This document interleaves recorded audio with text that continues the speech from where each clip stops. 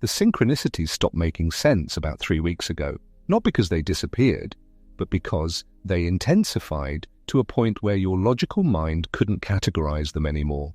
And somewhere in the back of your awareness, beneath all the noise and distraction, you knew something was trying to reach you, something that wouldn't wait much longer. This isn't another spiritual pep talk. This isn't about manifesting your dream life or raising your vibration with morning affirmations. What's happening right now in these final days of February is a recalibration event, and whether you're conscious of it or not, your entire energetic system has been preparing for a threshold that most people won't even notice when they cross it. But you're not most people. And the fact that you're here, right now, reading these words before February ends, that's not an accident. That's the field responding to a frequency signature you've been broadcasting, probably without even realizing it. Let me show you what's actually going on. For the past month, maybe longer, you've likely felt a peculiar kind of pressure. Not stress exactly, but more like reality itself has been leaning in closer, watching you with more attention. Time feels strange. Hours disappear or they stretch out impossibly long. You wake up at specific times, 3:33, 4:44, 5:55, and your body jolts awake like someone called your name. You're seeing patterns everywhere, numbers, symbols, phrases that repeat across completely unconnected contexts. Your rational mind tries to dismiss this. Confirmation bias, it says. Pattern recognition gone haywire. But your body knows differently. Your nervous system has been responding to something real, something that exists outside the boundaries of what mainstream science can currently measure. Here's what most spiritual teachers won't tell you because, frankly, don't understand the mechanics. February has been a compression chamber. The collective consciousness field has been applying pressure to a specific subset of individuals, and you're one of them. Not because you're special in some ego-gratifying way, but because your energetic blueprint contains specific geometries that can hold and transmit certain frequencies. Think of it like this. In any electrical system, you need transformers. Components that can take high voltage and step it down into usable current for the rest of the network. In the consciousness field, certain individuals function as these transformers. They can receive intensified states of coherence and translate them into stabilized frequencies that gradually influence the broader collective. That's what chosen one actually means. And it has nothing to do with being better than anyone else. It's a functional designation, not a value judgment. You're wired to receive and stabilize new frequencies first, which means you also get to experience the intensity of that download before it's been softened or diluted. And right now, before February closes, you're in the final phase of a preparation sequence that started months ago, whether you knew it or not. The divine, and I'm using that word to point toward the intelligent organizing principle of reality, not a bearded figure in the clouds, doesn't communicate the way human language does. It doesn't send memos or text messages. It restructures your perceptual field so that certain information becomes unavoidable. It arranges synchronicities, patterns, and experiences in sequences that bypass your analytical mind and speak directly to your recognition system. When consciousness needs you to pay attention, it makes reality feel different, dense, thick with meaning, and that's exactly what you've been experiencing. But here's the crucial part that most people miss. This communication isn't just information delivery. It's an invitation into a new operational bandwidth, and the pressure you've been feeling, the synchronicities, the strange time distortions. These aren't just signs.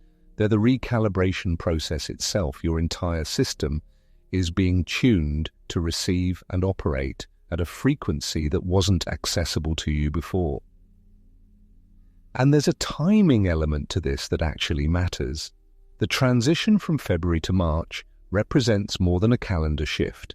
In the architecture of how consciousness moves through time, certain thresholds act as quantum gates. Energetic doorways that open during specific windows and then close again.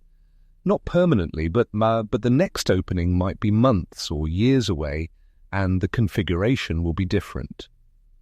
Think of it like planetary alignment. The planets are always there, but they only line up in specific ways during specific windows. When they do, certain gravitational effects become possible that aren't available during other configurations. Consciousness works similarly. The collective field moves through different states of coherence, and certain states allow for transmissions and upgrades that other states don't support. Right. Now, in these last days of February, a particular gate is open, and the message that's coming through, the one that orchestrated the synchronicities that brought you here, is both simpler and more demanding than you might expect. The message is this: stop waiting for permission. That might sound like generic empowerment content, but listen more carefully. What's being communicated isn't believe in yourself or you've got this. It's something far more specific. There's a way you've been holding yourself back, waiting for some external validation or sign that you're ready, that you're worthy, that it's safe to fully embody what you actually are. And what you actually are, beneath all the conditioning, beneath the survival patterns, beneath the personality structure you've constructed to navigate a world that doesn't quite make sense to you, is a consciousness that can perceive and interact with reality in ways that most people have been taught are impossible. You already know this, not intellectually, though you might have studied it, read about it, consumed countless hours of spiritual content trying to find the framework that explains your experience. But you know it in your body, in those moments when time stops, and you feel the field of awareness that exists before thought. In those instances when you knew something before it happened. In those experiences where reality bent in ways that shouldn't be possible. You've been gathering evidence of your actual nature for years. And simultaneously, you've been developing increasingly sophisticated reasons why you can't trust that evidence. Why it might be delusion, spiritual bypassing, ego inflation.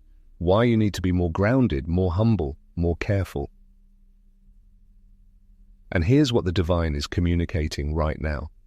Through every synchronicity, through every moment of unexplainable knowing, through the very fact that you're engaging with these words, that caution has served its purpose, but it's now becoming the primary barrier to your next level of function. The recalibration that's been happening all month has been preparing your nervous system to hold a fuller expression of what you are without fragmenting. Because here's the truth that most spiritual teachings don't adequately address. Expanded consciousness isn't dangerous because it inflates the ego. It's challenging because the human nervous system wasn't designed to hold that much awareness while maintaining coherent function in physical reality. You need a prepared container. You need a nervous system that's been gradually conditioned to handle increased energetic throughput without shorting out. And that's what February has been doing. Every uncomfortable moment, every period of intense emotion or physical exhaustion, every experience that felt like too much, that was your system learning to hold more capacity. You're almost there, but there's one final piece that has to be addressed before the gate closes and March begins. There's something you're still holding on to that has to be released, and you probably already know what it is. Back here, as it's been coming up repeatedly over the past few weeks, a relationship, a belief system, a version of yourself, a way of controlling your reality that once provided safety but now constrains expansion. The field has been showing you this over and over through conflict, through breakdown, through the very things that keep triggering you, not as punishment, but as invitation. Release this, and the next frequency becomes accessible. Continue gripping it, and you stay in the current bandwidth, which isn't wrong, but it's not why you came here. Let me be very clear about something, because this is where a lot of spiritual content goes sideways. Releasing doesn't mean abandoning or destroying. It means changing your relationship to something so that you're no longer energetically bound to it in a way that limits your movement. Maybe it's a relationship where you've been trying to get someone to see you, validate you, understand you. The release isn't cutting them off. It's dropping the need for their recognition as a prerequisite for your own knowing. Maybe it's a belief about how awakening is supposed to look, what stages you're supposed to move through, what experiences validate your progress. The release is letting the direct experience be the authority rather than the map.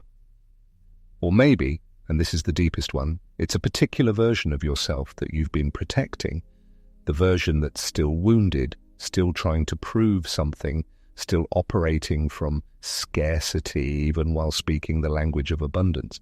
That version has been useful. It's kept you safe, kept you humble, kept you working, but it's also kept you small, and it's terrified of what happens if you actually step into full function. This is what has to clear before March, not perfectly. Consciousness doesn't require perfection, but consciously, with awareness, with the recognition that you're choosing to loosen your grip, not because you have to, but because you're ready for what's on the other side. And here's how you do that in the time that remains. First, create space for conscious acknowledgement. This doesn't require ceremony or ritual, though you can include those if they're meaningful to you. What it requires is 20 minutes where you're not distracted, where you can be with yourself without performance or agenda. And in that space, you speak directly to what needs to be released, out loud if possible. There's something about vocalization that creates a different kind of energetic signature than thought alone. You say, I see you, I understand why you've been here, I honor what you've provided, and I'm ready to relate to you differently now. You don't have to leave, you just don't get to drive anymore. Second, you make a specific commitment about how you'll respond differently the next time that pattern tries to activate. Because it will try to activate. That's how nervous system patterns work. They don't disappear just because you've had a realization about them. They arise. And in that moment you have a choice. Do you follow the familiar pathway, or do you pause, breathe, and choose the response that reflects who you're becoming rather than who you've been? Write this commitment down. Make it concrete. Not as a rule to beat yourself up with when you inevitably forget, but as a reference point to return to when you remember. Third, and this is crucial, you identify one action, something physical and tangible, that represents the new frequency you're stepping into. Not something huge and overwhelming, something small but meaningful, something you've been avoiding because it requires you to show up differently than you have been. Maybe it's having a conversation you've been postponing. Maybe it's starting a project you've been telling yourself you're not ready for. Maybe it's simply moving through your day with the assumption that you're supported by the field rather than having to force everything into existence through your own effort. You do this action before March begins, ideally in the next few days, because the action itself becomes a signal to the field. I'm ready. I'm available. I'm no longer waiting. And then you watch what happens. Because here's what most people don't understand about how consciousness responds to genuine readiness. It moves quickly, not always in the ways you expect, not always comfortably, but once you've signaled clear availability, the field reorganizes around that signal. Opportunities appear. People show up. Information finds you. Obstacles that seemed immovable suddenly dissolve. This isn't magic, it's physics. Coherent intention in a conscious system generates effects in the broader field. You become a strange attractor, and reality reorganizes around the frequency you're stabilizing. But there's a responsibility that comes with this, and this is the part that separates genuine awakening from spiritual entertainment. Once you receive transmission, once you're operating at a new bandwidth, you can't unknow what you now know. You can pretend you don't know it, you can go back to sleepwalking, but there's a part of you that will always remember. And that part will create increasing discomfort until you align your actions with your awareness. This is what's meant by to whom much is given, much is required. It's not a moral judgment, it's an energetic law. Higher frequency carries higher responsibility. You're being given access to perception and capability that most people don't have. What you do with that matters. Not in some cosmic ledger where you're being judged, but in the practical sense that you're now a node in the network that can either stabilize coherence or broadcast distortion. And consciousness, the intelligence that's been communicating with you through all these synchronicities, is trusting you to choose stabilization. That means telling the truth even when it's uncomfortable. It means acting from integrity even when the easier path is available. It means using your increased perception to serve clarity rather than manipulation. It means staying in your body even when energetic bypass is tempting. It means becoming the kind of human that can hold divine frequency without fragmenting yourself or the people around you. And if you're wondering whether you're capable of that, you wouldn't be receiving this message if you weren't. The field doesn't make mistakes about who gets invited into these thresholds. Your entire life has been preparing you for this. Every challenge, every breakdown, every moment where you had to choose between numbing and feeling, that was training. You're ready. The question is whether you're willing. Because here's what happens if you ignore this. Not as threat, but as natural consequence. The gate closes, the February compression releases, March arrives with a different energetic signature, one that's lighter, more expansive, but also less concentrated. The opportunity for this particular upgrade moves into dormancy. You continue on your path, you continue growing, but this specific acceleration point passes. And maybe that's fine. Maybe your system needs more time. Maybe there are other pieces that need to integrate first. There's no judgment in that. Consciousness is patient in ways that human urgency isn't. But if you're feeling that pull, that recognition, that sense of, this is it, this is what I've been waiting for, trust that. That's not your ego creating drama. That's your recognition system identifying alignment.